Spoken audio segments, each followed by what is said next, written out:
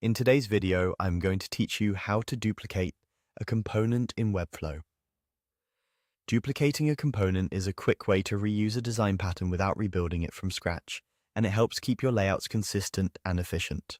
First, go to your Webflow project in the designer. Make sure you're on the correct page where the component you want to reuse already exists. Give the canvas a moment to load and confirm you're in the canvas view rather than the preview mode so you can interact with elements. If your project has a lot of layers, the navigator panel on the left is helpful for locating elements by name and structure. Next, select your component. In Webflow, a component is a reusable block, similar to what used to be called a symbol. You can click it directly on the canvas, or click its parent item in the navigator to be sure you're grabbing the entire component, not just a text element or image inside it. Look for the component badge in the navigator and pay attention to the element breadcrumb at the bottom of the designer.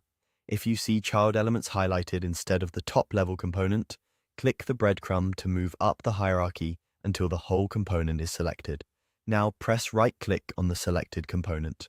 You can right-click on the canvas or right-click the component's entry in the navigator.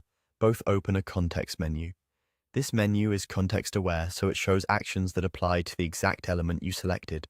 Then, click on Duplicate. Webflow immediately creates a copy of the selected component and places it alongside the original. Where it appears depends on your layout. In a vertical stack, it will appear below. In a grid or flex layout, it will slot into the next available position. The duplicate is an instance of the same component, which means it keeps any overrides you already applied, like custom text or images. If you later edit the main component structure, those changes will propagate to all instances, including this duplicate, while preserved overrides stay intact. If your copy seems out of place or hard to find, check the navigator to confirm it was created and drag it to the right spot in the hierarchy. That's all there is to it. Open your project, select the component, right-click, and choose Duplicate. This simple workflow lets you scale designs quickly while maintaining consistency across your pages.